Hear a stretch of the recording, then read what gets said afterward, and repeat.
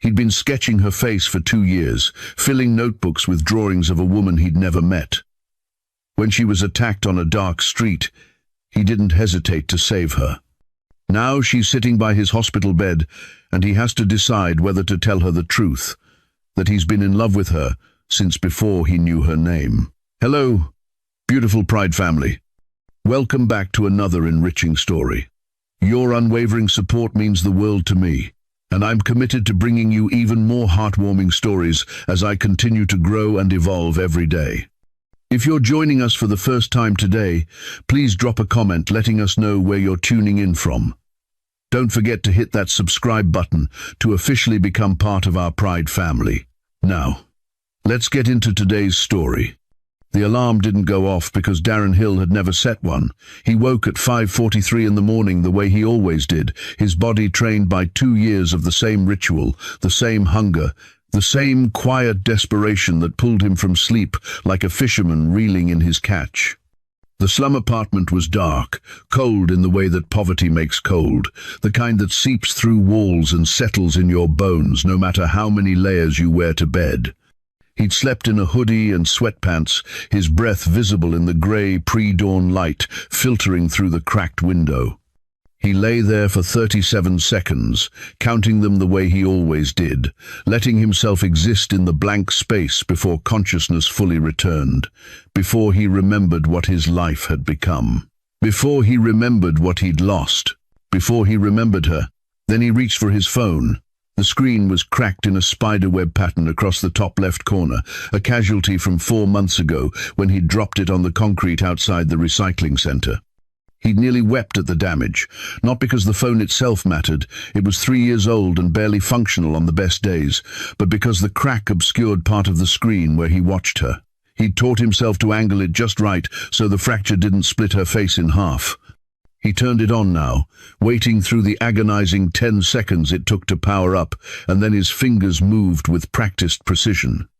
YouTube app, search history, the video he'd watched yesterday and the day before and the day before that. Alana Casey Monroe's keynote speech at the Tech Innovation Summit from 6 months ago. He'd watched it 83 times. He knew, because he'd counted. The video loaded slowly, his internet connection barely strong enough to stream, and then there she was. Alana Casey Monroe filled his cracked screen in a red power suit that made her dark skin glow like she'd been carved from mahogany and polished by angels. Her hair was pulled back in a sleek bun, her makeup flawless, her posture radiating the kind of confidence that came from building a tech empire before turning 30. She was 29 years old and worth $3.2 billion, and she was the most beautiful thing Darren had ever seen. He propped the phone against the wall and sat up, reaching for the instant noodles he'd left on the makeshift nightstand, a cardboard box turned on its side. He lit the camping stove he used for cooking, the only heat source in the apartment, and watched her speak while the water boiled. Innovation isn't about disruption for its own sake, Alana said on the screen, her voice clear and strong and achingly familiar. It's about seeing what's broken in the world and caring enough to fix it. Darren whispered the words along with her. He'd memorized the entire speech. The noodles were ready in 10 minutes. He ate them slowly, savoring the warmth more than the taste, his eyes never leaving her face. She was talking about her company's new initiative to bring technology education to underserved communities, her passion evident in every gesture, every inflection. The audience was enraptured. So was he. When the video ended, he didn't replay it immediately the way he used to. Instead, he set down his empty cup and reached under his mattress, pulling out the sketchbook. It was the nicest thing he owned. A proper artist's sketchbook with thick, textured paper, 120 pages, purchased 2 years ago when he'd still had $23 to his name. He'd chosen it over food that week. He'd never regretted it. He opened to a blank page near the back. The first 100 pages were full. Alana, from every angle he could capture from photographs and video stills. Alana smiling, rare and genuine. Alana in profile, her elegant neck, A curve he'd drawn so many times his hand knew the muscle memory. Alana, looking directly at the camera, her dark eyes intelligent and sad in a way Darren recognized because he saw the same thing in his own mirror. He picked up his pencil, a cheap mechanical one he'd stolen from the community center, and began to draw her from memory. The video had shown her laughing at a joke from the moderator, her head tilted back slightly, her throat exposed, her expression unguarded for just a fraction of a second. He'd rewound that moment 7 times, studying it, burning it into his brain. His hand moved across the paper with the kind of precision that came from years of architectural training he was trying to forget. The curve of her jaw, the angle of her cheekbone, the way her eyes crinkled at the corners when joy surprised her. He loved her. It was insane. He knew it was insane. You couldn't love someone you'd never met, someone who didn't know you existed, someone who lived in a stratosphere so far above your own reality that you might as well be different species. You couldn't love a woman from watching her on a screen, from reading interviews, from studying the way she moved through the world with grace and power and a loneliness she tried to hide. But he could see it. God. He could see it in every forced smile at every gala. Every moment her eyes went distant during conversations with people who only wanted access to her wealth. But he did love her. Completely. Hopelessly. The way monks loved God, with devotion that required nothing in return. He finished the sketch in 22 minutes. It was good. They were all good. He had a gift, even if he'd buried it under 2 years of penance and poverty. Darren touched the drawing gently, his fingertips tracing the line of her face, and then closed the book. He hid it back under the mattress, a secret too pathetic to share with the world, and got ready for work. The recycling center smelled like rot and chemicals and human desperation. Darren had been working there for 18 months, sorting through trash for 8 hours a day, 5 days a week, earning just enough to cover his rent and 2 meals a day if he was careful. His hands were scarred from the work, cuts from broken glass and sharp metal that never quite healed before new ones appeared. He didn't mind. The scars felt appropriate. At noon, he sat on the concrete ledge outside the facility with Cale Merrick, a 35-year-old man who'd lived on the streets longer than Darren and had the wisdom that came from surviving what broke most people. Cale was eating a sandwich from the shelter 2 blocks away. Darren had his phone out, watching a different video of Alana, this one from a business news interview. "Man's got it bad," Cale said, not unkindly. He'd been teasing Darren about his obsession for months, ever since he'd caught him sketching her during a break. "I know," Darren said. He never denied it. There was no point. "You ever think about, I don't know, moving on? Finding a real woman you could actually meet?"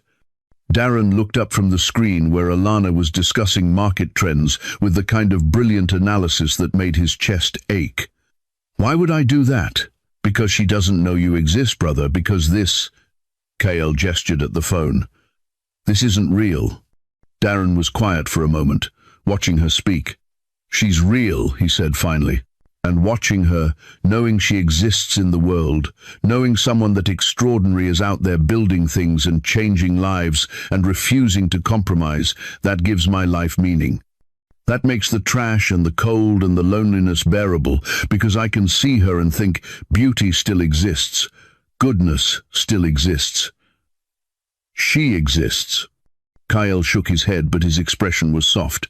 "You got a poet's heart in a garbage man's body. It's gonna kill you someday." "I'm already dead," Darren said quietly. "She just makes me feel alive for a few minutes a day." The conversation ended there because their break ended and they went back to sorting trash, but Darren thought about Cale's words for the rest of the shift. It was true that loving Alana was killing him in slow motion, the way beautiful things often killed you, with exquisite precision and no mercy. But he'd been dead since Isabel anyway. This was just a different kind of haunting. That evening, Darren volunteered at the Riverside Community Center, teaching art to kids who lived in the same poverty he did. It was the only thing left from his old life that he allowed himself, this connection to creation, to beauty, to the possibility that broken things could still make something worthwhile. There were 12 children in the class tonight, ages 7 to 14, all of them carrying trauma in their small bodies the way soldiers carried shrapnel. Darren set up the supplies, donated materials that were never quite enough, and let them draw whatever they wanted. He didn't believe in structured lessons. He believed in giving them space to express what words couldn't hold.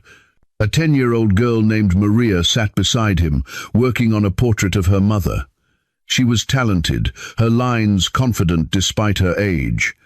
Darren watched her work, offering gentle suggestions when she asked, mostly just sitting with her in companionable silence. "Mr. Darren," she said after a while, not looking up from her drawing, "have you ever been in love?" His hand stilled on the charcoal he'd been using for his own sketch, a habit he couldn't break, always drawing while they drew. "Yes," he said. "With who?" "With someone who doesn't know I exist." Maria looked up at him then, her dark eyes too old for her face. "That sounds sad." Darren smiled, the expression feeling strange on his face because he so rarely used it. "Does it make you sad?" she pressed. "No," he said, and he meant it. "It makes me grateful." "Why?" "Because loving her, even from a distance, even knowing nothing will ever come of it, it reminds me that my heart still works, that I can still feel something other than emptiness. She's like a light in a dark room. I can't touch the light, I can't hold it, but I can see it. And seeing it is enough." Maria considered this with the seriousness children bring to important questions. "I think she's lucky," she said finally. "Even if she doesn't know it, someone loving you that much, that's lucky." Darren's throat tightened. He reached over and squeezed Maria's shoulder gently. "Keep drawing," he said. "Your mum is going to love this." He stayed late after class, helping clean up, walking some of the younger kids to the bus stop. The November air was bitter.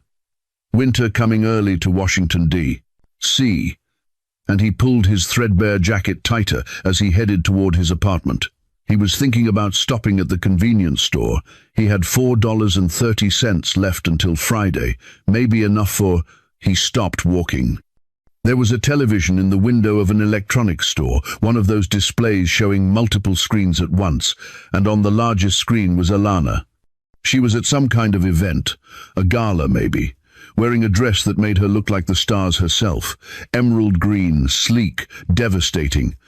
Her hair was down tonight, falling in waves over her shoulders. A man was beside her, handsome in that generic way wealthy men were handsome, perfectly groomed and forgettable. The chyron at the bottom identified him as Samuel Crane, her fiance. Darren had known she was engaged. He'd known for 8 months since the announcement. He'd watched the press conference where she'd smiled and said all the right things about partnership and shared vision and commitment. He'd watched it and felt nothing because of course she was engaged, of course she was building a perfect life with someone appropriate, someone from her world. It didn't change anything. He didn't love her less. He didn't want her less. He just loved her the way you loved the sun, admiring from a distance, accepting you'd burn if you got too close. But watching her now, seeing the way she stood just slightly apart from her fiancé, seeing the careful smile that didn't reach her eyes, seeing the loneliness he recognized because it matched his own, Darren felt his chest constrict with an ache that had become familiar. "I've loved you from a distance for so long that having you close feels like a dream I'm terrified to wake up from," he whispered to her image on the screen, knowing she couldn't hear, knowing it didn't matter. An employee inside the store was staring at him like he was crazy. Maybe he was. Darren turned and walked away. That night, he took his anxiety medication before bed, his hands shaking as he shook out the pill. The bottle was almost empty. He'd need to figure out how to refill it soon, but the free clinic was overwhelmed, and the wait list was 3 months long, and he'd been rationing them for weeks. He swallowed the pill dry and lay down in his bed, pulling the thin blanket up to his chin. Before he closed his eyes, he looked at his phone one more time. The last photo he'd saved, from earlier today, Alana leaving her office building. She was looking down, her expression unguarded, and she looked so unbearably sad that his heart broke all over again. "Good night, Alana," he whispered to the photograph, the way someone might pray. 3 miles away, in a penthouse overlooking the capital, Alana Kessie Monroe stood at the floor-to-ceiling windows and felt crushingly, devastatingly alone. Her apartment was beautiful in the way magazine spreads were beautiful. Sterile, perfect, cold. Everything was designer, expensive, curated by someone she'd paid to make her living space reflect success. The furniture was Italian leather. The art was original, from artists whose names carried weight. The view was worth millions. She hated it. She stood there in silk pajamas that cost $800, coffee in a handmade ceramic mug, looking down at the city waking up beneath her. Thousands of people starting their days, living their small, messy, real lives. She envied every single one of them. Her phone buzzed. Elowen, her assistant, with her schedule for the day. 9 meetings, 2 conference calls, a working lunch, a charity dinner. Tomorrow would be the same. Next week would be the same. Next year would be the same until she died, successful and accomplished and utterly empty. She touched the window glass, her palm flat against it, and felt the cold seep into her skin. She was separated from the world by more than just glass. She was separated by money, by fame, by the pedestal everyone had put her on, and she'd climbed willingly, desperately, trying to prove she was worth something after her mother died and left her with nothing but a trust fund and the certainty that love was temporary but success was forever. Except success was lonely. Success was a penthouse with no one to share it. Success was a fiance who kissed her cheek with affection but no passion, and she felt nothing. Alana closed her eyes against tears she didn't understand and didn't have time for. She had a board meeting in 2 hours. She needed to be flawless. She was always flawless. She wondered if anyone ever saw past it. The business dinner that night was at Le Diplomate, expensive French cuisine for wealthy people playing at culture. Alana sat across from Samuel and discussed merger strategies and social calendars and all the practical things their relationship had become. He was handsome, brilliant, appropriate. He came from the right family, understood her world, never demanded more than she could give. He was perfect on paper. The Henderson acquisition should close by January, Samuel said, cutting into his steak with surgical precision. Your uncle is concerned about the optics. My uncle is always concerned, Alana said. She wasn't hungry. She never was at these dinners. He means well. He means to control me. Samuel looked up at her, his grey eyes thoughtful. You could always tell him no. Easy for you to say. She didn't mean for it to sound bitter, but it did. They finished the meal in companionable silence, the kind that came from years of friendship, because that's what they'd been before the engagement, friends who made sense together. When he walked her to her car, he kissed her cheek the way he always did, gentle and chaste. Good night, Alana. Good night. She sat in her car after he left and touched her cheek where his lips had been. She felt absolutely nothing.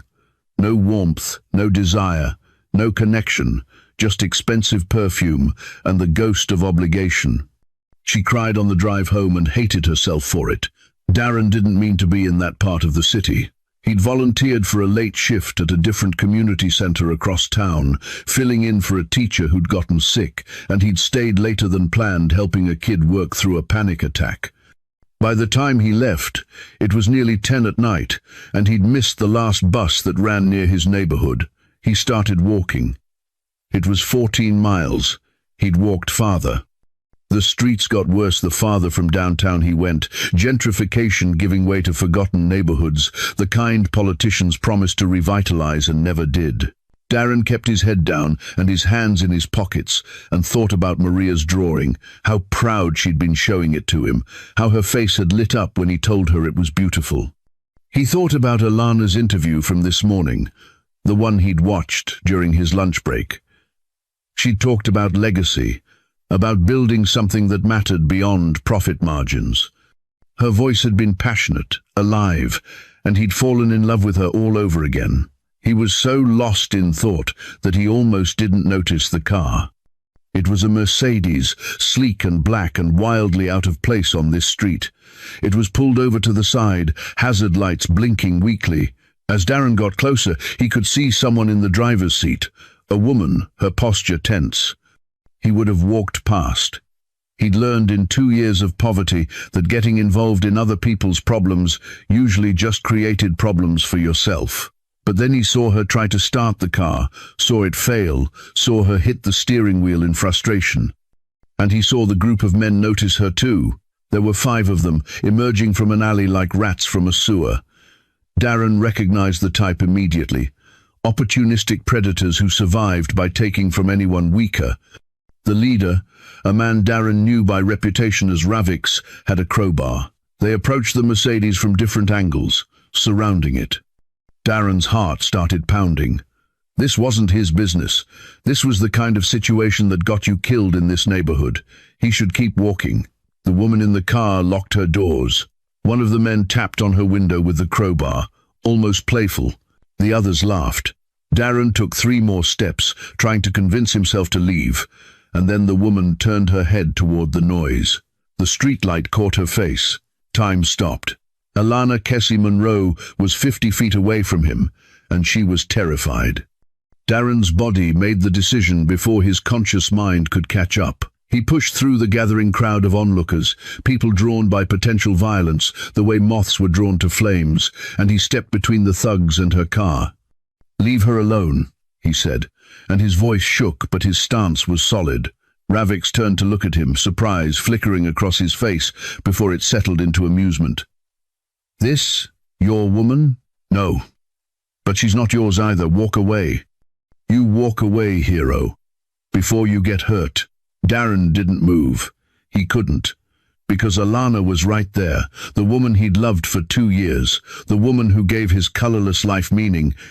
And there were men with weapons surrounding her car, and every instinct he had was screaming to protect her, even though he was 6'3" and 160 pounds and hadn't been in a fight since high school. "I'm not leaving," he said.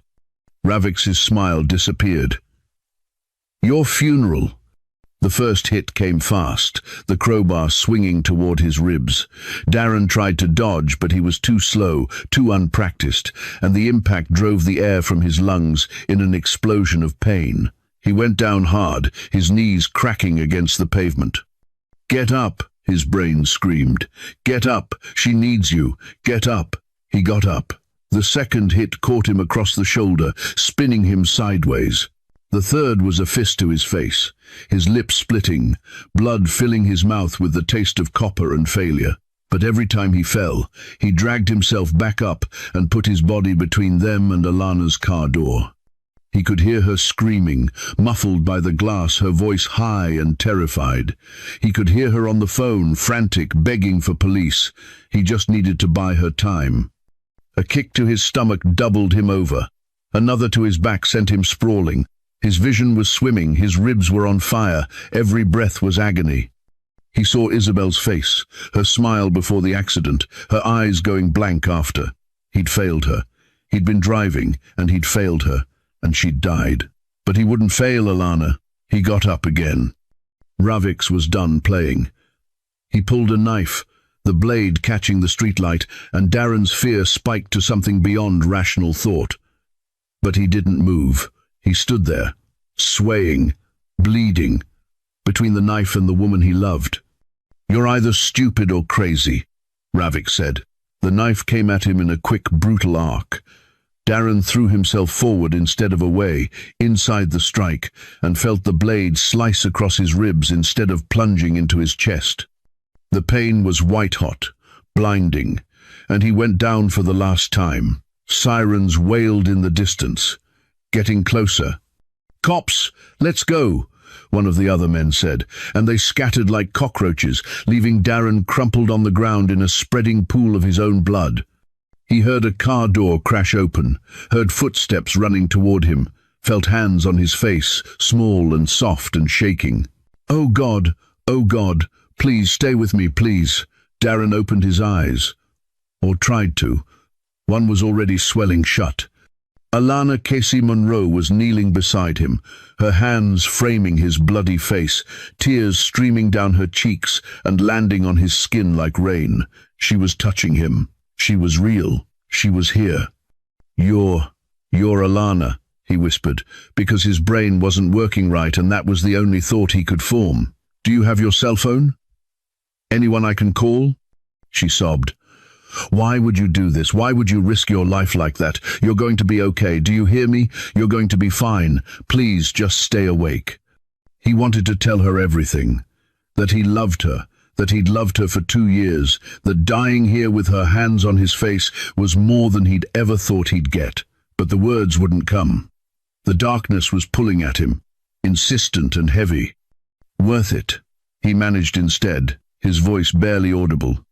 You're worth it. Her face was the last thing he saw before the world went black. Alana cradled this stranger's head in her lap and felt something crack open in her chest that had been sealed for years. His blood was soaking through her designer dress, warm and sticky. His face was destroyed, bruised and swelling and wrong. She didn't know him, she didn't know his name.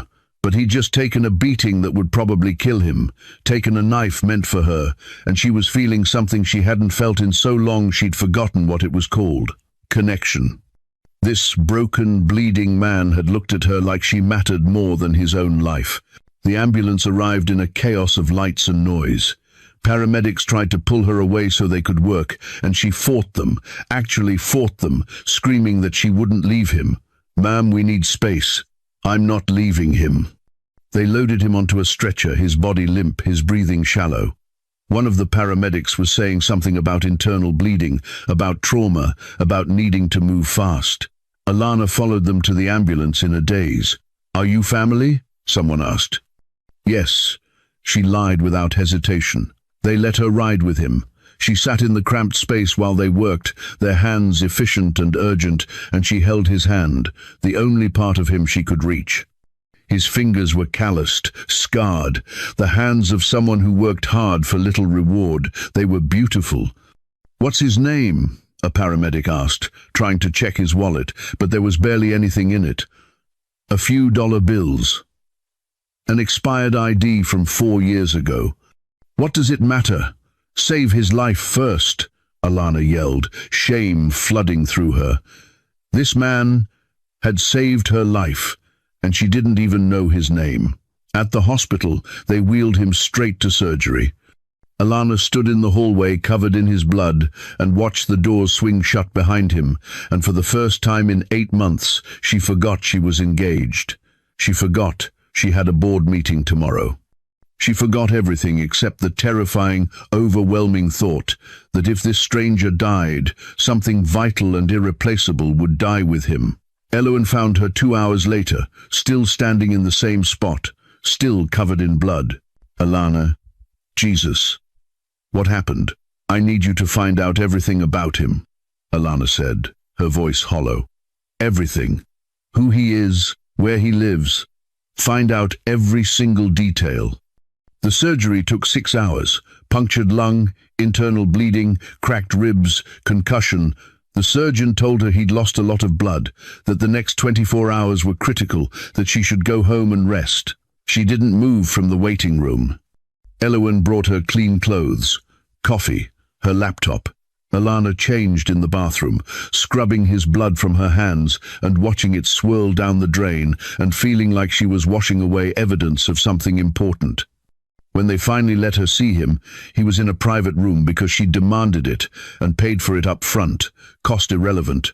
He looked small in the hospital bed, his face bandaged, his chest wrapped, machines beeping steadily around him. He was alive. Alana pulled a chair to his bedside and sat down. She studied his face, trying to understand. He was younger than she'd thought in the chaos, maybe early 30s. Even battered and bruised, there was something gentle about him, something beautiful in the architecture of his bones. She found herself reaching out to brush a strand of dark hair from his forehead, then pulled back, startled by the impulse. "Who are you?" she whispered to his unconscious form. He didn't answer. She stayed anyway. Samuel called 17 times over the next 2 days. Alana ignored every call.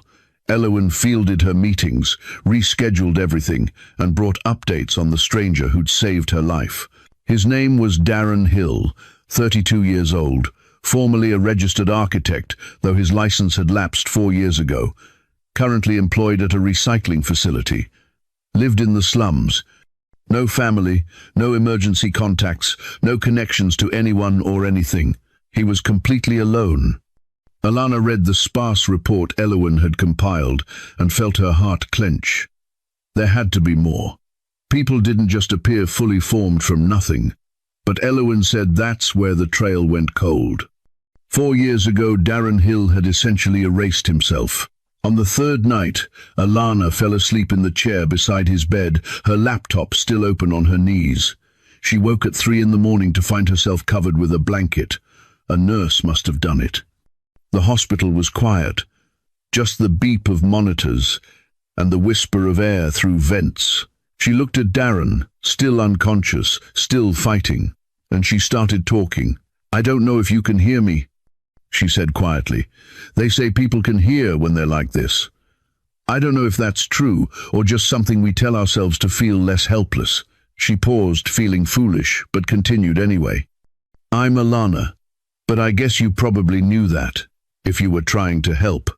Everyone knows who I am. It's lonely, actually, being known by everyone and understood by no one." The words surprised her. She never said things like that out loud. "I built an empire to prove I was worth something after my mother died. Everyone said I was too young, too inexperienced, too emotional. So I became hard, focused, perfect, and I won. I proved them all wrong. But now I'm trapped in what I built, and I can't remember the last time someone touched me with tenderness instead of ambition." She laughed, the sound bitter. "I'm engaged to a man I don't love. I have everything I thought I wanted. And I'm so lonely I can barely breathe sometimes." She looked at his hand, resting on top of the blanket, and slowly reached out to place her palm near his. Not touching, just close. "I don't even know your name," she whispered. "But I can't leave until you wake up. I need to see your eyes open. I need to know who risks their life for a stranger. Because in 3 days of sitting with you, I've felt more at peace than in 3 years of my life, and I don't understand why. I don't understand any of this." In the early morning hours, still unconscious, Darren's fingers twitched. They brushed against hers, just barely, just enough. Alana held her breath, her heart hammering. His hand relaxed again, still lost in whatever dreams or darkness held him. But for a moment, they'd touched, and Alana sat in the quiet hospital room, holding the hand of a man whose name she'd just learned, and felt less alone than she had in years. Darren woke to softness and light and pain. The pain came first, actually, a full-body scream of agony that told him he was definitely alive, because the dead didn't hurt like this. His ribs were on fire, his face felt like it had been rearranged. His head pounded with a rhythm that matched his heartbeat. He tried to open his eyes. One cooperated. The other was swollen shut. The room was wrong. Too bright, too clean, too expensive. For a confused, floating moment, he thought he'd died, and this was some waiting room before judgment, all white walls and beeping machines, and the smell of antiseptic instead of sulfur. Then he saw the flowers. The room was filled with them. Roses, lilies. They covered every available surface, made the air thick with perfume. Panic set in fast and sharp. This was a hospital room. A nice hospital room, the kind that came with bills he couldn't pay in 3 lifetimes. He tried to sit up, and agony stopped him, driving him back into the pillows with a gasp. He needed to leave. Now. Before the debt crushed him worse than Ravix's crowbar had. He scrabbled for the call button, his movements clumsy and desperate, and that's when he heard her voice. "Mr. Darius, I don't care what the board thinks is appropriate. Cancel the meetings. I'm not discussing this again. Darren went still. That voice. He knew that voice. He'd heard it hundreds of times on videos, in interviews, in speeches he'd memorized. But it was different in person, richer, with undertones the phone speakers couldn't capture. He turned his head, slowly, and saw her through the partially open door. Alana Casey Monroe stood in the hallway, her phone pressed to her ear, wearing jeans and a simple sweater he'd never seen her wear in any public appearance.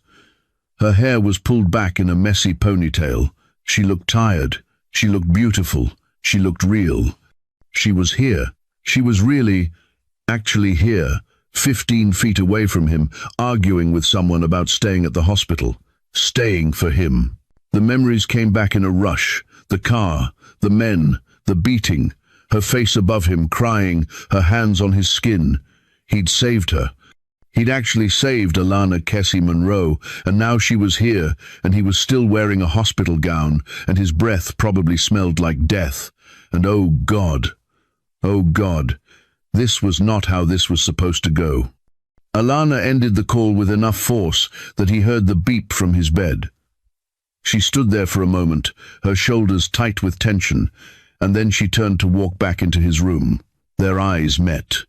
Time suspended in that impossible moment. Her lips parted in surprise, her eyes widening, and Darren couldn't breathe, and it had nothing to do with his injured lung. "You're awake," she said, and her voice broke on the words. She rushed to his bedside, setting down the coffee she'd been holding, her hands hovering over him like she wanted to touch, but didn't dare. "Are you in pain? Should I call the nurse? How do you feel?" Darren tried to speak, but his throat was desert dry. She noticed immediately, reaching for a cup of water on the nightstand, bringing it to his lips with one hand supporting his head with devastating gentleness. The intimacy of it made his heart stutter. Her hand was on the back of his head. Her face was inches from his. She smelled really good, and he was drinking water. She was helping him drink, and this was the most erotic thing that had ever happened to him. He managed 3 sips before pulling back, gasping. "Thank you," he croaked. "No, thank you," she said calmly, setting down the cup but not moving away. She stopped, her composure cracking, tears welling in her eyes. Darren stared at her, overwhelmed. "Why are you still here?" She looked at him like he'd asked the stupidest question in the world. "Where else would I be? You've been unconscious for 4 days. I needed to see you wake up." 4 days? Surgery, complications, it was bad. Really bad. Her voice was shaking now. "You could have died." He tried for a smile and felt his split lip crack. He winced. She took a breath. Her hand was on the bed beside his, close enough that he could feel her warmth. "I'm Alana," she said, unnecessarily. And it almost made him laugh, except laughing would probably kill him. "I know who you are," he said softly. "Everyone knows who you are. What's your name?" He'd never wanted to lie more in his life, to be someone impressive, someone worthy of the way she was looking at him. But he'd never been good at lying. "Darren. Darren. Hill." "Darren," she repeated, and the way she said his name made him believe he could be someone worth loving. The way she said his name made his chest ache with something that had nothing to do with cracked ribs. "You should go," he said, even though the words hurt worse than his injuries. Your fiance is probably worried, and I have to figure out how to pay for all this." Her expression shifted to something fierce. "Everything's taken care of. Every bill, every treatment, all of it. You don't owe anyone anything. I can't let you do that. You already did. It's done. And it's not up for discussion." She sat on the edge of his bed, close enough that her hip pressed against his leg through the blanket, close enough that he could smell her shampoo. "I need you to stay, Darren, not because you owe me, not for debt or obligation, but because..." She paused, seeming to gather courage. "Because in 4 days of sitting with you, I've felt more at peace than in 3 years of my life, and I need to understand who you are, why you did it. I need..." The door opened and a man walked in. Expensive suit, perfect hair, the kind of handsome that came with personal trainers and skincare routines. Samuel Crane. Darren recognized him from the news. "Alana, finally," Samuel said, and his voice was warm but tired. "I've been calling for days." He noticed Darren then, his expression shifting to polite concern. He crossed to the bed, extending his hand before realizing Darren was too injured to shake it, and settled for a nod instead. "You must be the man who saved my fiance, Samuel Crane. I can't thank you enough." The word fiance landed like a punch. Darren's face carefully emptied of expression, a skill he'd learned in poverty, hiding hope before it could be used against you. "Congratulations," he said quietly. "You're a lucky man."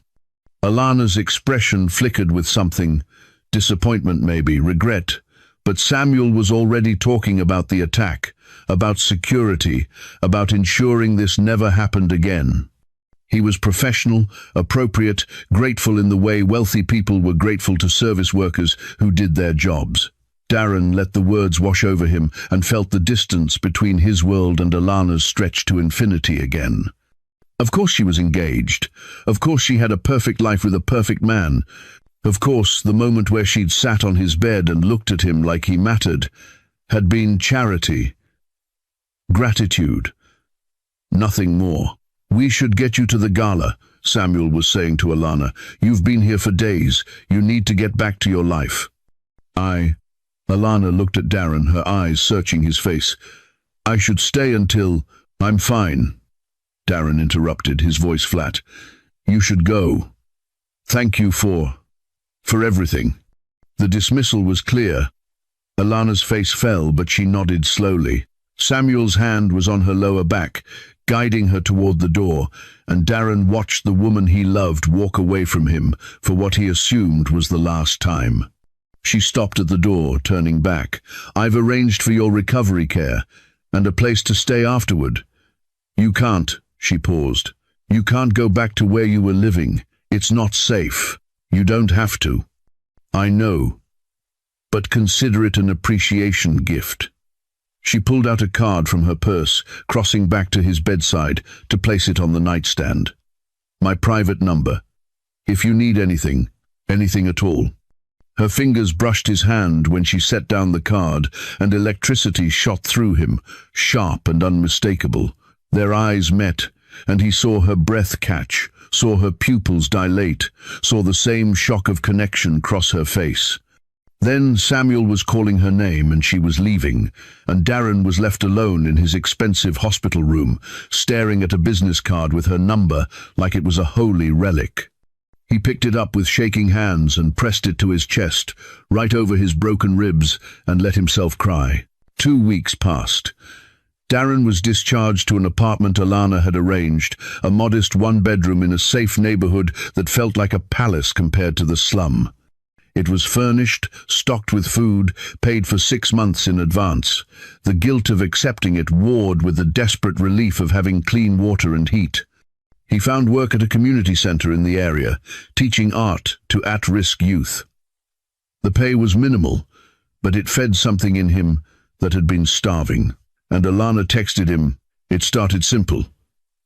"How are you healing?" He stared at the message for 20 minutes before responding. "Better. Thank you for the apartment. I really appreciate." Then, a few days later, she sent a photo of a disastrous coffee spill across her desk with the caption, "Morning meetings should be illegal." Despite himself, he laughed. Then send a reply. The texts became regular. Good morning messages, photos of interesting things they saw during the day, memes that made them think of each other. The formality melted away and they began really talking. Alana shared frustrations about impossible board members and the pressure of running an empire she'd built too young. Darren shared stories about the kids he taught, their resilience and creativity despite circumstances that should have broken them. She asked about his past. He deflected, not ready to talk about Isabel, about the accident, about the guilt that had driven him into poverty. He asked why she worked so hard. She admitted she didn't know how to stop, that achievement was the only value she'd been taught to measure. The late-night conversations stretched longer. One night, they texted for 3 hours about everything from architecture to favorite books to childhood dreams. Neither acknowledged how inappropriate it was, an engaged woman having intimate conversations with another man. Neither could stop. One evening, 3 weeks after he'd been released from the hospital, Alana showed up at the community center unannounced. Darren was in the middle of teaching, helping a 13-year-old boy with perspective drawing, when he heard Eloin's voice at the door, asking if Darren Hill worked here. He looked up and saw Alana walking into the room, still in a business suit, her hair pulled back, looking like she'd stepped out of his dreams and into his reality. Every child in the room stopped what they were doing and stared. "Miss Monroe," Darren said, standing too quickly and wincing as his still healing ribs protested. What are you doing here?" "I was in the neighborhood," she said, a lie so obvious it was almost charming. Her office was across town. "I wanted to see where you work." The kids exploded with whispers. Everyone recognized her. She was famous in a way that transcended social circles. Darren introduced her, trying to keep his voice steady, and she charmed them immediately. She asked about their art, really looked at it, offered genuine praise. She asked questions that showed she was listening. The children adored her instantly. She stayed for the whole 2-hour class. She sat beside Darren at the art table, their shoulders touching because the stools were close together, and watched him teach. He was hyper-aware of every point of contact, every accidental brush of her arm against his, every time her breath caught when he leaned close to look at a student's work. "You're gifted with them," she whispered during a moment when the kids were absorbed in their projects. "They listen to you because you teach so well." Darren turned to respond and realized how close their faces were. 6 inches. Close enough to count her eyelashes, to see the gold flecks in her brown eyes, to feel her breath on his lips. "You walk into a room and suddenly nothing else exists," he said quietly, the words escaping before he could stop them. "Not my past, not my pain, just you." Her eyes widened, her lips parting, and for a heartbeat he thought she might close the distance. "Mr. Darren," a small voice interrupted, "is Miss Alana your girlfriend?" They sprang apart like they'd been burned. Alana laughed awkwardly, a sound he'd never heard from her before, nervous and unsure. "No, sweetie, just friends," but her voice wavered on the word friends. The class ended and Darren walked her to her car. The parking lot empty now, the November evening cold and dark. The streetlight cast them in a warm glow that felt intimate, private. "Thank you for letting me crash your class," Alana said, lingering by her car door, neither of them moving to end the conversation. "You're welcome anytime. The kids loved you." Silence stretched between them, thick with everything unsaid. Darren shoved his hands in his pockets to keep from reaching for her. "Can I ask you something?" Alana said finally, her voice small. "Anything. Do you ever regret it, saving me? Do you wish you'd just walked past?" The question stunned him. He stepped closer without thinking, his response immediate and fierce. "I'd do it again 1,000 times. The intensity in his voice made her eyes well up. She reached out and squeezed his hand, just for a second, her fingers warm against his cold skin. It was enough to set them both on fire. She pulled away quickly, fumbling with her car keys. "Right. Of course," he said, brushing his hand through his hair. She got in her car but didn't start it immediately. She sat there, gripping the steering wheel, and Darren stood in the cold and watched her through the window. Finally, she drove away. Darren remained in the parking lot for 20 minutes, staring at the hand she'd touched, feeling the ghost of her fingers on his skin, and knew with absolute certainty that he was falling deeper into love with a woman he could never have. 3 weeks into their friendship, Darren could barely function. Loving Alana from afar had been safe fantasy. Painful, but contained. Knowing her, being near her, texting her every day and seeing her smile and hearing her laugh, and learning all the ways she was even more extraordinary than he'd imagined, it was exquisite torture. He lay awake every night, replaying moments. The way she'd looked at him in the art class, the catch in her breath when their shoulders touched, the pressure of her hand in his for that too brief second. He was losing his mind. Alana attended a charity gala with Samuel, one of a dozen they were obligated to appear at each year. She wore a designer gown that cost $20,000 and felt like a costume. Samuel was attentive in his careful way, making sure her champagne glass was always full, introducing her to donors and politicians with practiced ease.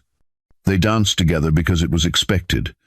His hand on her waist was polite, appropriate, completely devoid of passion. When the song ended, he kissed her temple gently. "You seem distracted tonight," he said. "Sorry, I had a lot of work this past week." It wasn't a lie. She was exhausted from pretending, from smiling at people who only saw her bank account, from wearing this ring that felt heavier every day, from wanting to be somewhere, anywhere else, from wanting to be with Darren. At 2 in the morning, slightly drunk on champagne and desperately lonely in a ballroom full of people, Alana excused herself and called him. He answered on the 3rd ring, his voice sleep-rough and concerned. "Alana? What's wrong?" Just hearing him say her name made her chest ache. "Nothing's wrong. I'm sorry for waking you. You never have to apologize. I'd wake up for you any time." The simple sincerity in his voice almost broke her. "Where are you?" "Some gala." "It's..." She laughed, the sound bitter. "I'd rather be at the community center with you and the kids than here. The hours I spend with you are the only time I feel like myself." She heard him sit up, heard the rustle of sheets. "Alana, I had a dream about you," she continued, the champagne loosening her tongue, demolishing her filters. "You were sketching my portrait, and you told me you loved me." She paused, her heart pounding. "In the dream," I said it back. The silence on the line was deafening. When Darren spoke again, his voice was raw, wrecked. "What do you wish would happen, if it wasn't a dream?" Alana closed her eyes, leaning against the wall outside the bathroom, tears sliding down her cheeks. The truth was pushing at her throat, demanding release. "This is just friendship," she whispered. "Hell, I can't pretend anymore anyway. I'd say the same thing, Darren. I'd choose the man in the dream over the life I have. And I'm terrified because I've never felt like this before." She heard his sharp intake of breath, heard what might have been a sob, and then she heard him start to speak, his voice shaking with emotion he wasn't hiding. "I've been in love with you since before I knew your touch, and now that I do, I'm ruined for anyone else. Every time you look at me like that, I forget how to breathe. And I don't want to remember. You're not just in my heart, Alana. You're in my blood, my bones, every breath I take. You're everywhere." "Alana?" Samuel's voice cut through the moment like a blade. "Are you ready to leave?" She jerked away from the wall, her voice changing instantly, sobering. "I have to go. Wait, Alana." She hung up. She stood there shaking, Samuel waiting 10 feet away with her coat, the ghost of Darren's confession echoing in her ears. She just crossed a line she couldn't uncross, and she couldn't bring herself to regret it. Darren didn't sleep after the phone call. He lay in his bed, staring at the ceiling, while Alana's words played on repeat in his mind, her voice soft and broken and real, admitting she felt something too, that she'd choose him over her perfect life, that she was terrified. He was terrified too, because he'd been lying to her from the beginning.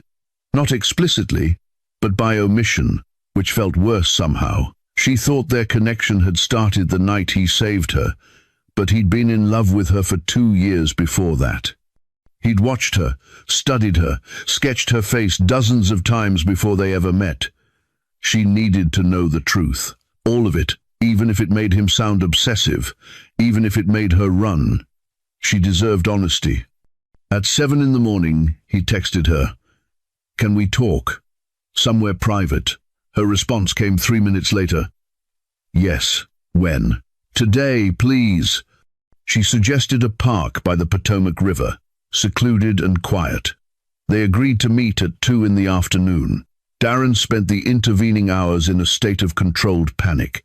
He showered 3 times, changed his clothes 4 times, trying to find something that didn't scream poverty but also didn't look like he was trying too hard. Settled on jeans and the one decent sweater he owned, a grey pullover that was only slightly worn at the elbows. He brought the sketchbook, the one filled with drawings of her, evidence of his obsession, his devotion, his 2 years of loving her from afar. He put it in his backpack.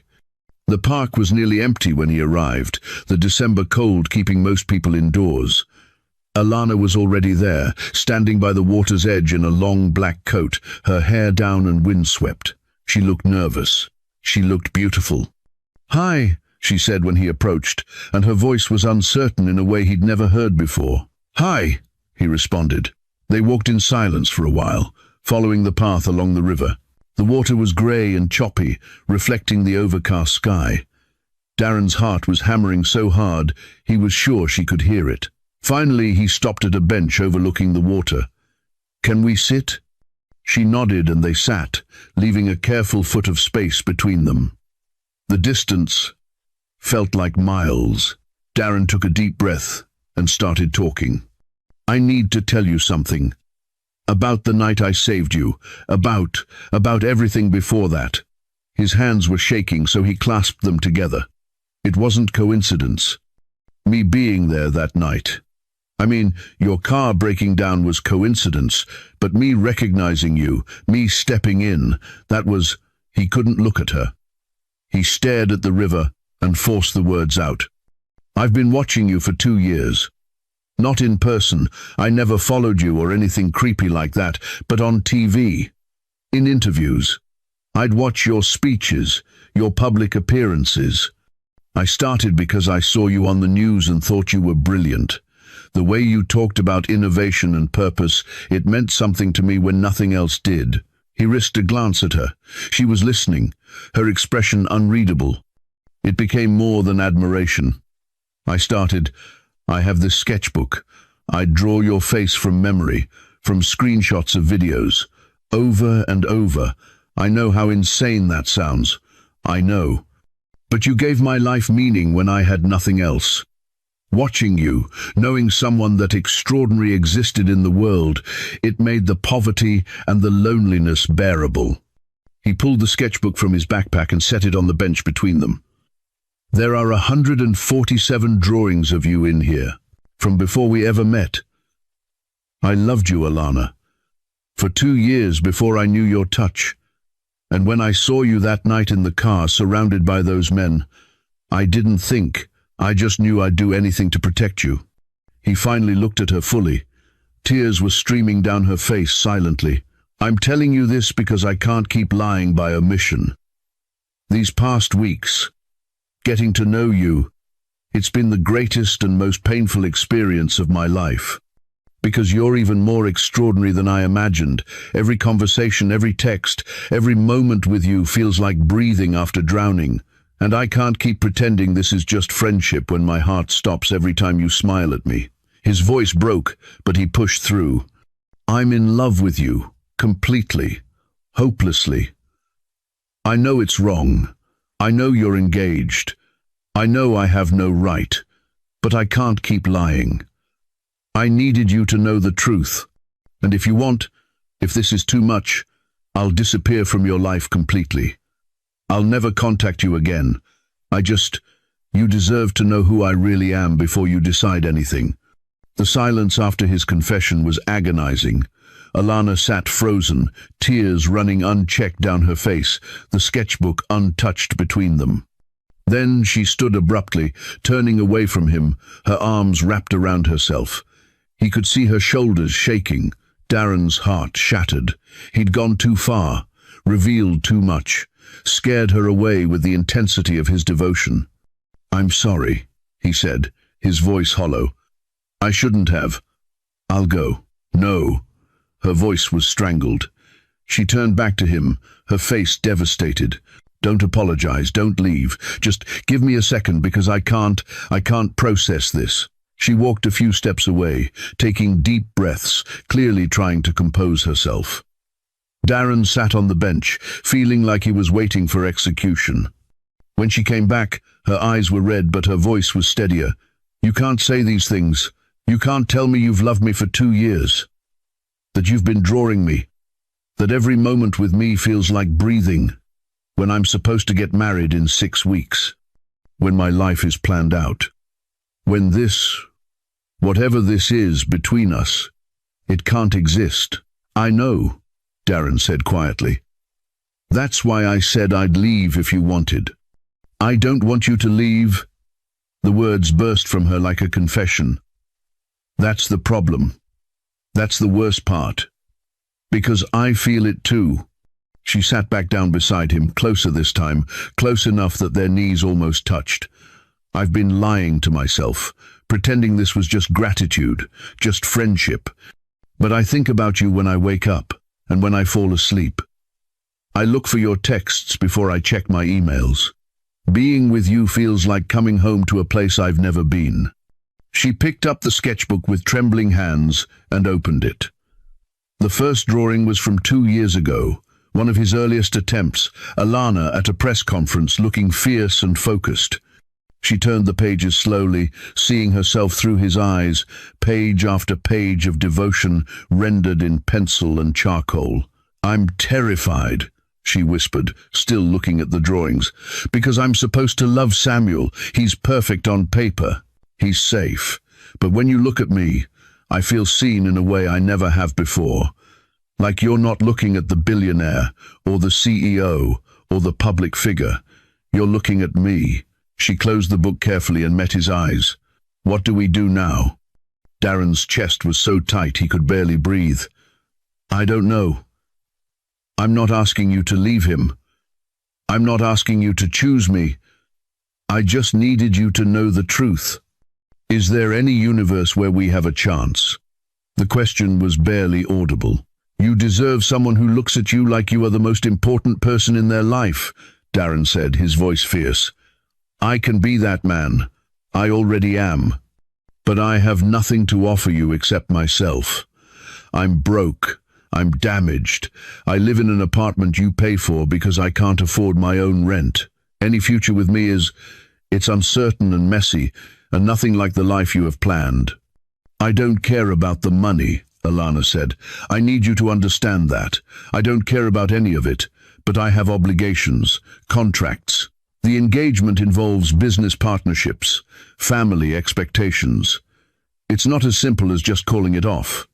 "I know. I need time," she said, her eyes searching his, "to talk to Samuel, to figure out what's real versus what I thought my life should be, to see if there's a way through this that doesn't destroy everything." "How much time?" "I don't know. A few weeks, maybe. Will you wait for me? I would walk through fire, take 1,000 knives, live 100 lifetimes in poverty, just for one moment of being loved by you," Darren said, the words raw and honest. "I'll wait as long as you need." Alana reached out and took his hand, lacing their fingers together. The touch sent electricity through him, sharp and perfect and devastating. They sat there by the river, holding hands, both of them crying quietly. The space between them finally bridged, but the future still impossibly unclear. 1 week of silence. 7 days that felt like 7 years. Darren didn't text, and Alana didn't call, both of them giving each other space while internally screaming. Darren threw himself into work with desperate intensity. He taught extra classes, volunteered at 3 different community centers, stayed busy every waking hour to exhaust himself enough to sleep. It didn't work. He lay awake every night, remembering the feel of her hand in his, the devastated hope in her eyes, the impossible weight of waiting. Cale noticed he was falling apart. "You look like death warmed over, brother. When's the last time you ate?" "This morning." A lie. It had been yesterday. "You're wasting away over that woman." "I know. Is she worth it?" Darren thought about Alana's laugh when he'd sent her a stupid meme at midnight 3 weeks ago, about the way she'd sat with the kids at the art class, really seeing them, about her confession that being with him felt like coming home. "Yes," he said simply, "she's worth everything." Alana was equally wrecked. She was distracted in meetings, short with staff, her focus shattered. Elowen finally cornered her in her office on the 5th day. "Okay, what's going on? You've been a mess all week." Alana looked at her assistant, her friend, the only person who might understand, and broke. "I'm in love with someone who isn't my fiance." Elowen's eyes widened, but she didn't look shocked. "Darren, how did you—" "Alana, I've worked for you for 4 years. I've never seen you look at Samuel the way you look at that man." Elowen sat down across from her. "The real question is, what are you going to do about it?" "I don't know. The engagement, it's complicated. The board expects it. My uncle pushed for it. There are contracts involved. Contracts can be broken. Expectations can be defied." Elowen leaned forward. "Do you love Samuel?" The question hung in the air like a guillotine blade. "No," Alana whispered. "I love him as a friend. But there's no passion, no fire. I agreed to marry him because it made sense, because he was safe, because the board approved. Because I was tired of being alone, and he was available. That's not a reason to marry someone." "I know." Alana put her head in her hands. "I know. I need to talk to him. End this before it goes any further. Even if things don't work out with Darren, I can't marry Samuel feeling like this, so talk to him." Alana picked up her phone with shaking hands and called her fiancé. "Samuel, can we meet? There's something important we need to discuss." His voice sounded strange when he answered, almost relieved. "Yes, actually, I need to talk to you too. There's something I should have told you a long time ago." They arranged to meet at a quiet restaurant that evening. Samuel offered to drive. His car was in the shop, so he'd borrowed Elowen's SUV, and he'd pick up Elowen on the way since she lived near the restaurant. Alana said she'd meet them there. She spent the afternoon rehearsing what she'd say. How to explain that she cared for him but couldn't marry him. That she'd met someone else, fallen for someone else, chosen someone else. It felt cruel no matter how she framed it. At 6:30, she got in her car and started driving toward the restaurant. At 6:42, Samuel ran a red light. He was distracted, rehearsing his own confession, the truth he'd been hiding for 5 years. He didn't see the truck until it was too late. The impact was catastrophic. Metal screaming, glass exploding, the SUV spinning and crumpling like paper. Elowen screaming in the passenger seat, Samuel's head slamming against the steering wheel despite the airbag. The world tilting and screeching and ending in a cacophony of destruction. Then silence. Then sirens. Darren was walking home from the community center when he saw the emergency vehicles converging 3 blocks away, smoke rising against the darkening sky. The organized chaos of first responders. A crowd gathering. He almost walked past. Accidents happened in the city every day. It wasn't his business. But something made him look closer. He saw the SUV first, crumpled beyond recognition. Saw Elowen being pulled from the wreckage, conscious but bleeding, screaming for Samuel. Saw the paramedics working frantically on the driver's side, where the impact had been worst. Then he saw the third vehicle. A black Mercedes with a license plate he recognized because he'd memorized it from news footage. Alana's car. His blood turned to ice. The world slowed to a crawl. Time became viscous, heavy, each second stretching into eternity. He was running before his conscious mind caught up, shoving through the crowd, his heart a drumbeat of terror and denial.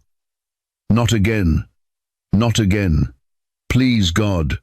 Not again. Alana. Her name ripped from his throat like a prayer. He reached her car, the driver's side crushed from a side impact, and saw her slumped over the steering wheel. Blood matted her hair. Her eyes were closed. She wasn't moving. Every nightmare he'd had since Isabel's death came flooding back. The accident, 4 years ago. The way Isabel's eyes had gone blank. The way he'd screamed her name over and over while the EMTs told him there was nothing they could do. The way his hands had been covered in her blood and he'd known it was his fault for being the one driving. No. He tore at the car door, his hands slipping on the handle, his strength fueled by pure terror. A police officer tried to pull him back, and Darren shoved him away with violence he didn't know he possessed. The door finally gave.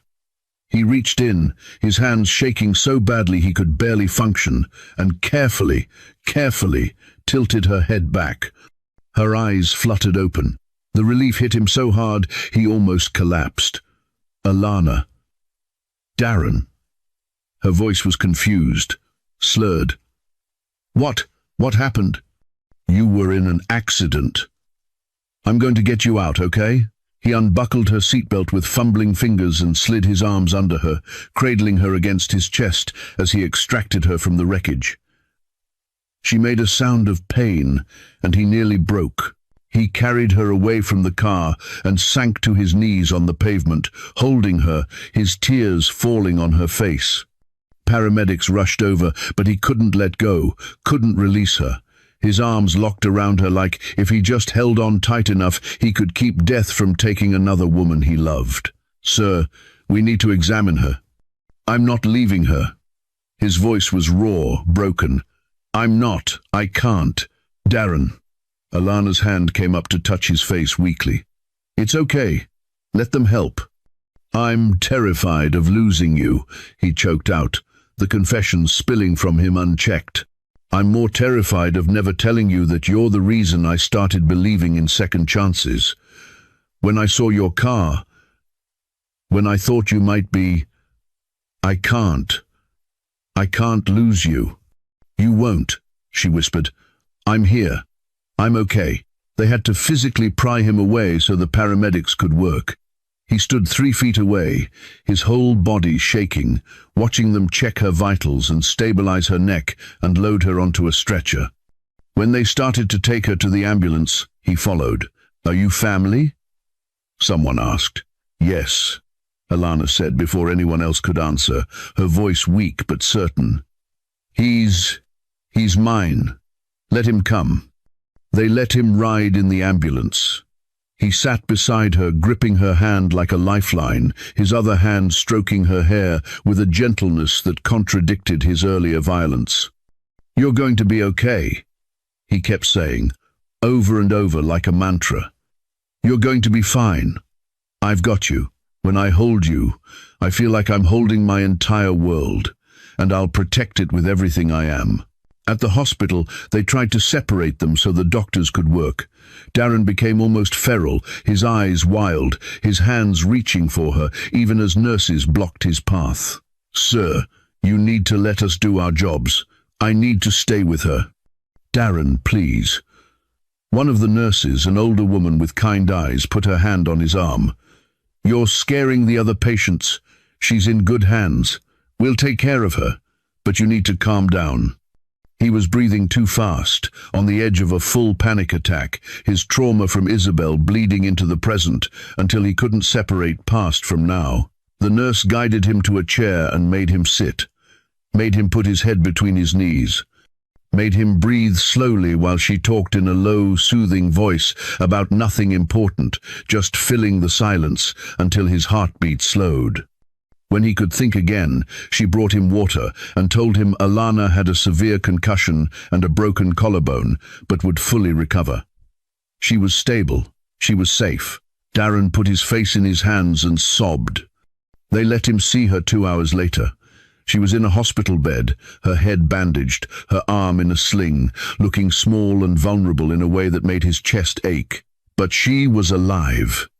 He walked to her bedside on shaking legs and just stood there, memorizing the rise and fall of her chest, the steady beep of the heart monitor, the evidence that she was real and breathing and here. Hi, she said softly, and tried to smile. It came out as more of a grimace. Hi. His voice was wrecked. You saved me again. I'll always save you. Every time. As many times as it takes. She reached for his hand with her good arm and he took it, sitting carefully on the edge of her bed. "They told me about Samuel," she said quietly. "2 broken legs, internal injuries. He's in surgery, but they think he'll be okay. Elowen has a fractured arm. Everyone's going to survive." "I'm glad." He meant it. Despite everything, he didn't wish harm on anyone. "I was on my way to end the engagement when it happened," Alana said, her eyes searching his face. "I'd made my choice before the crash. I choose you, Darren. I choose love over obligation. I choose this terrifying, uncertain thing between us over the safe life I'd planned." Darren couldn't speak. His throat had closed completely. He brought her hand to his lips and kissed her knuckles, his tears wetting her skin. "I need to tell you something too," he managed finally. "About why I reacted the way I did when I saw your car." He took a shuddering breath and told her about Isabel. About his best friend from 4 years ago. About the car accident where he'd been driving. About how she'd died and he'd survived, and the guilt had eaten him alive until he'd given up everything, his career, his money, his life, because he couldn't bear to be happy after killing the woman he'd cherished. "I fled to DC to disappear," he said, the words painful but necessary. "I wanted to be no one, to fade into poverty and anonymity because it felt like what I deserved. And when I saw your car today, I thought I lived my worst nightmare again, the terror that I'd lose another woman I loved, that my presence in people's lives is somehow cursed." Alana cupped his face with her good hand, forcing him to meet her eyes. "It wasn't your fault, not Isabel's death and not this accident. You didn't cause either of them. And love isn't a curse, Darren. You saved my life twice. You've given me more in a few weeks than I've had in years. You're not cursed. You're the bravest, most beautiful person I know. I have nothing to offer you," he whispered. "I'm barely surviving. I don't know how to be someone's partner when I can't even take care of myself. I'd give up everything I have for you." Alana said fiercely, "But I have nothing, so I'm giving you the only thing that matters, my whole heart, for as long as you'll have it." Darren almost laughed through his tears. "I think that's supposed to be my speech." "Then say it to me. Say all of it. Everything you've been holding back." He leaned forward, his forehead resting against hers carefully, mindful of her injuries. "You could have anyone. Kings, billionaires, men who could give you the universe. But none of them will love you the way I do, completely, desperately, forever. The way you say my name makes me believe I could be someone worth loving. You are worth loving. So much more than you know." He kissed her then, soft and careful and absolutely perfect. Her lips were warm and salt from tears, and she tasted like hope and second chances and everything he'd thought he'd lost when Isabel died. When they finally parted, he rested his forehead against hers and whispered, "I don't need forever. I just need tonight, tomorrow, and every moment you're willing to give me. I'll make them count. You already have." Elowen wheeled herself into the room an hour later, her arm in a cast, a bandage on her forehead, but her eyes bright and alert. She took one look at Darren and Alana, his hand holding hers, their faces turned toward each other, and smiled. "About damn time," she said.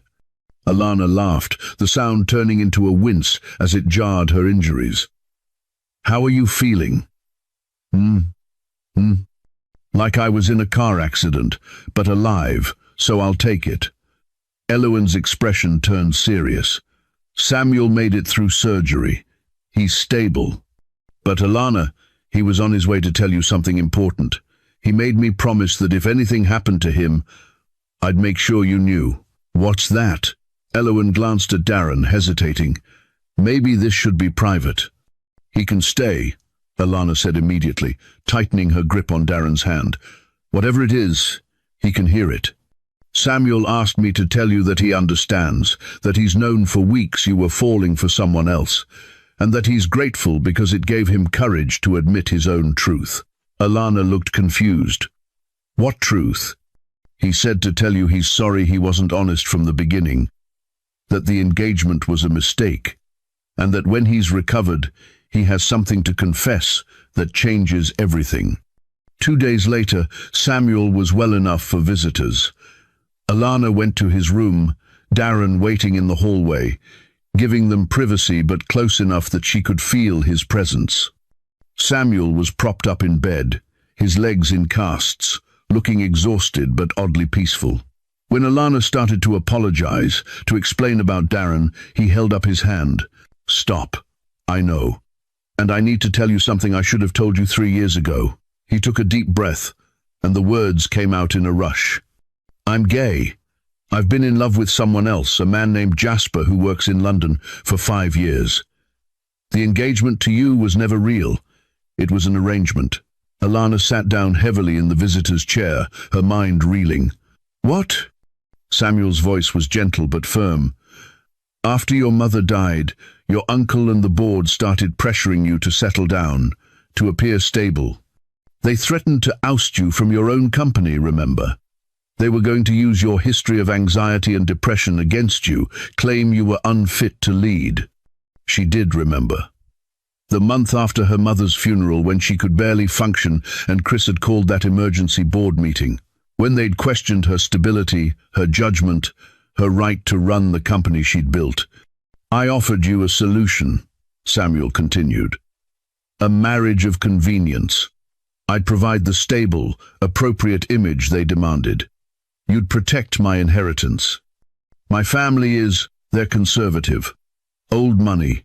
If they knew I was gay, they'd disown me, cut me off completely.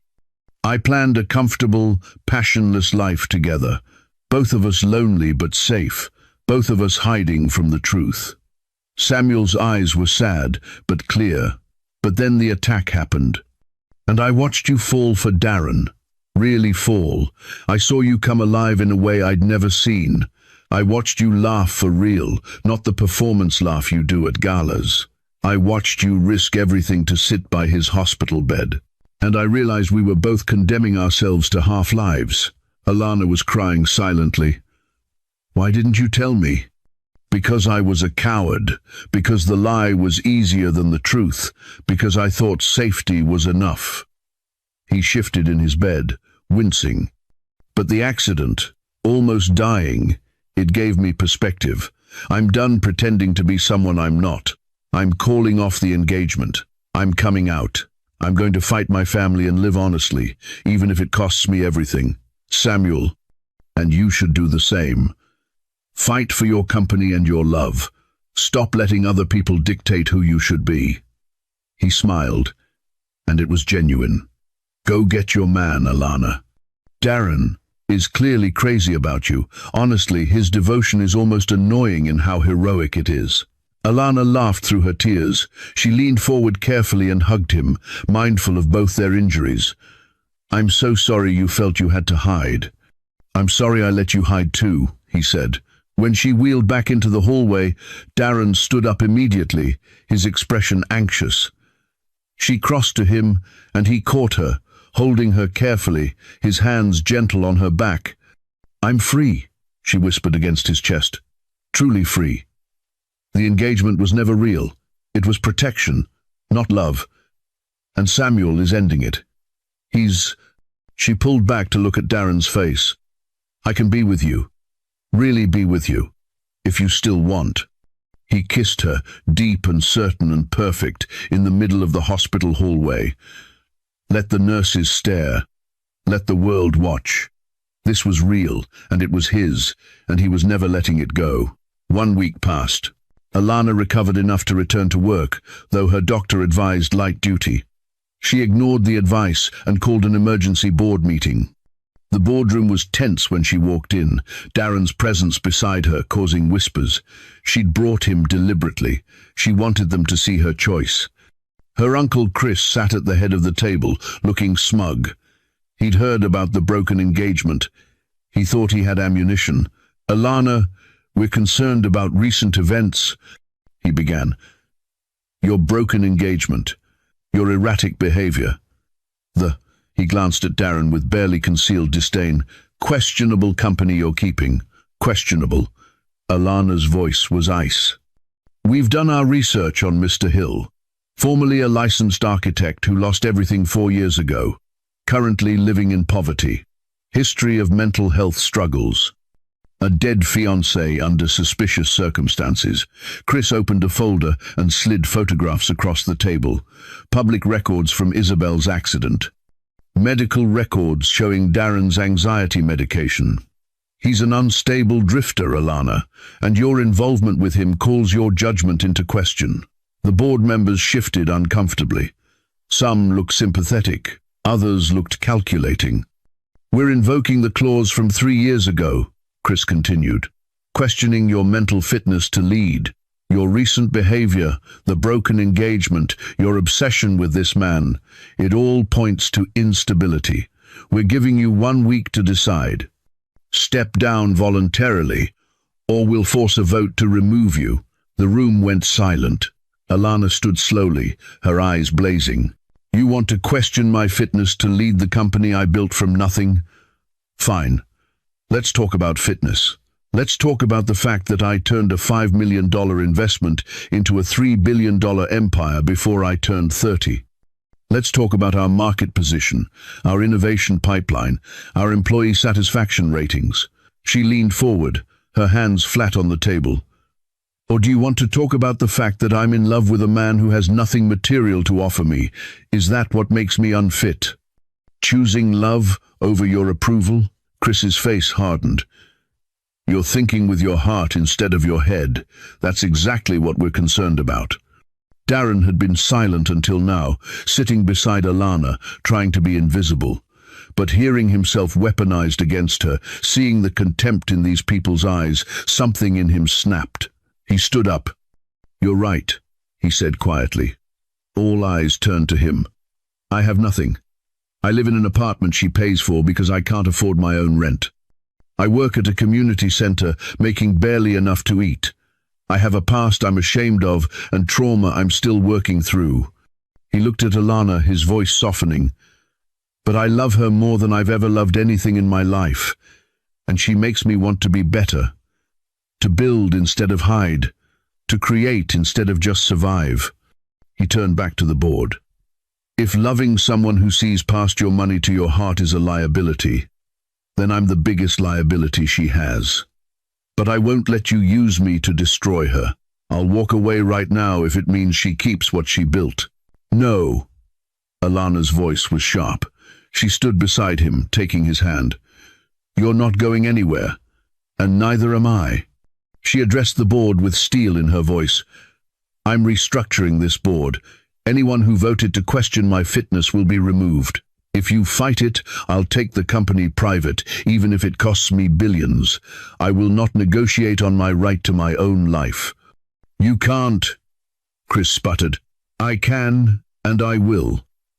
This is my company. Mine. And I'm done living a half-life to please people who see me as an asset instead of a person. The door opened, and Samuel entered in a wheelchair, his lawyer beside him.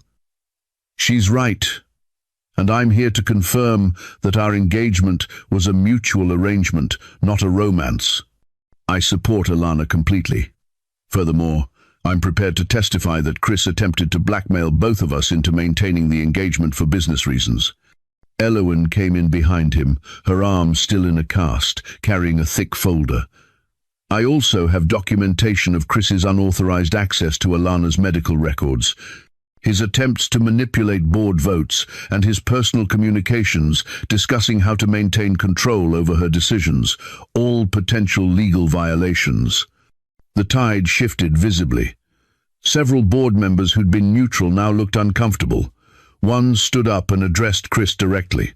I didn't sign on to control Alana's personal life. I invested because she's brilliant. This has gone too far. 3 others nodded agreement.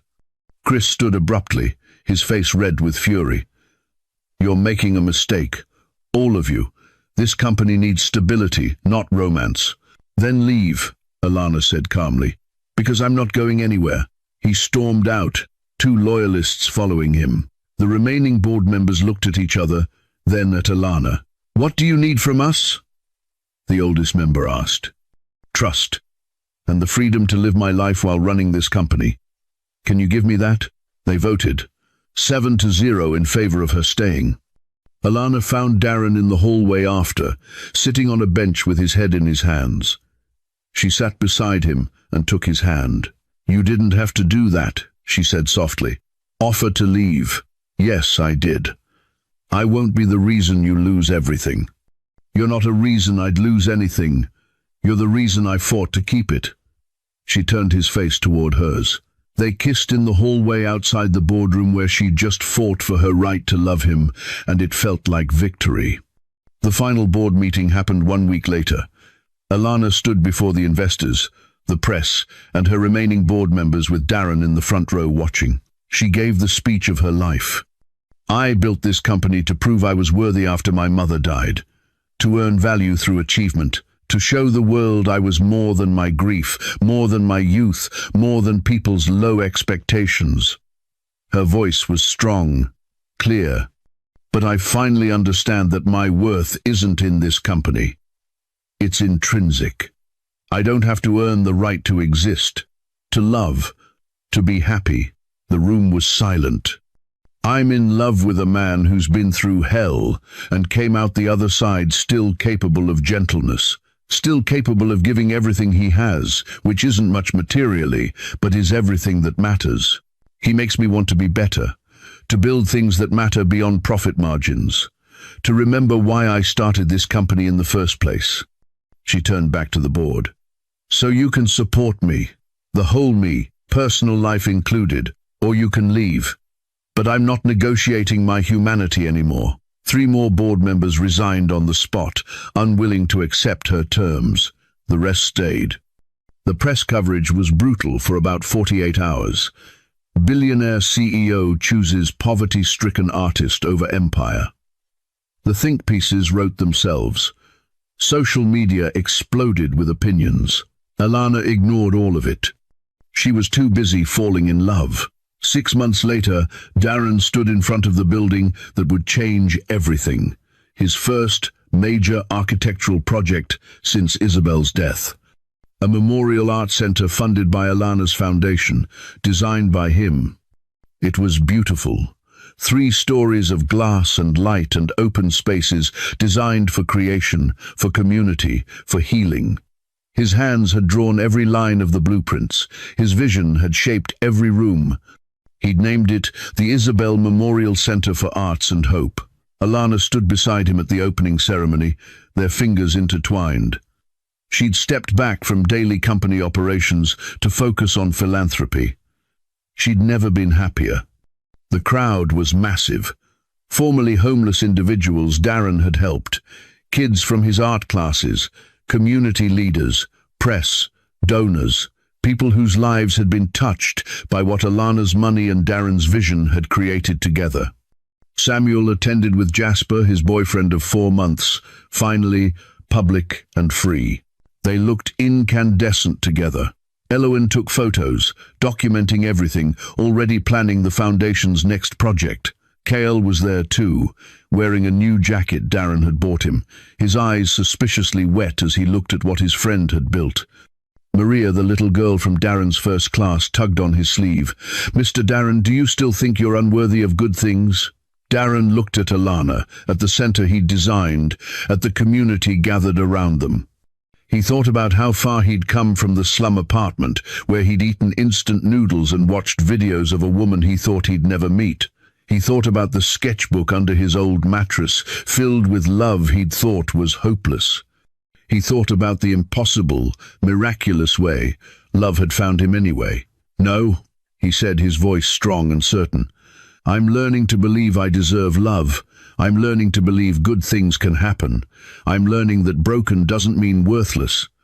That night, Darren and Alana stood on the rooftop of her penthouse, the one that had felt like a beautiful prison 6 months ago, and now felt like home because he was in it. The city glittered below them, Washington, D.C., lit up against the night sky. Darren pulled out the old sketchbook, the one with 147 drawings of her, and handed it to Alana completely. She'd seen parts of it before, but never everything, never the full scope of his years of devotion.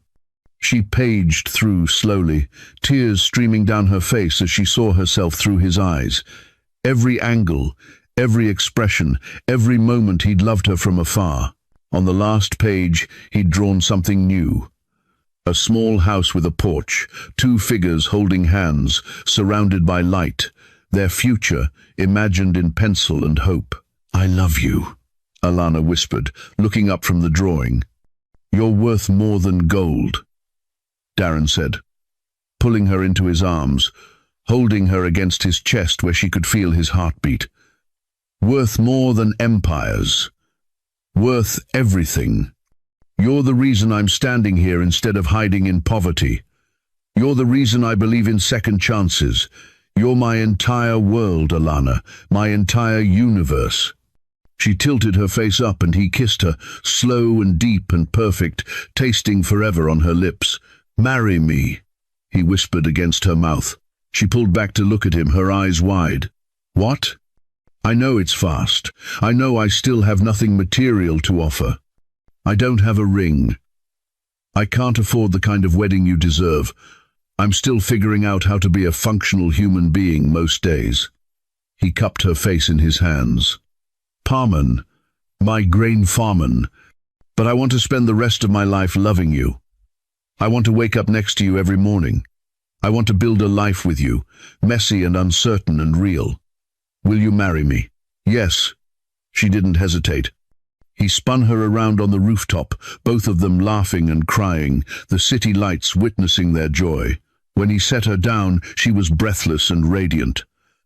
"I don't need a ring or a fancy wedding. I just need you, forever. You have me, completely, forever." They held each other as the city lights shone around them, two people who'd found each other across impossible distance, across different worlds, across years of loneliness and fear. Finally home, finally whole, finally free to love without limits. 18 months after that rooftop proposal, Darren and Alana were married in a small ceremony at the community center he'd designed. No press, no spectacle, just the people who mattered. Samuel was there with Jasper. Elowen served as maid of honor. Kael walked Alana down the aisle because her uncle wasn't welcome, and Kael had become family. Maria and the other kids from Darren's classes threw wildflowers. It was perfect. Their life together wasn't easy. Darren still had panic attacks sometimes, triggered by car accidents on the news or memories of Isabel. Alana still struggled with the pressure of running a company while maintaining boundaries. They fought about money, about his reluctance to let her pay for things, about her tendency to solve problems with her checkbook. But they loved each other through it. Messily, imperfectly, completely. Darren started his own architectural firm, small and focused on community projects. Alana funded it initially, but within 2 years it was self-sustaining, his designs winning awards and recognition. They bought a small house with a porch, just like the drawing, adopted 2 dogs, filled their home with art and laughter, and the ordinary magic of building a life together. On their 2nd anniversary, Alana found Darren in his home studio, sketching. She looked over his shoulder and saw he was drawing her, the way he'd done hundreds of times before they met. "You still do that?" she asked, amused. "I'll never stop," he said, pulling her onto his lap. "You're my favorite thing to draw, my favorite thing to look at, my favorite thing in the whole world." "I love you," she said, kissing his temple. "Thank you for saving me. Both times, in the street and from the life I was living before I knew real love. Thank you for saving me back," he said, "for seeing me when I was invisible, for loving me when I thought I was unlovable, for being my second chance at everything." They sat together in the fading afternoon light, the life they'd built surrounding them, proof that love could bridge any distance, heal any wound, transform any darkness into light. Worth more than gold, worth everything. The end. Rate this story from 1 to 10 and comment your favorite moment below. Take care of yourself. I'll see you in my next story. Lots of love.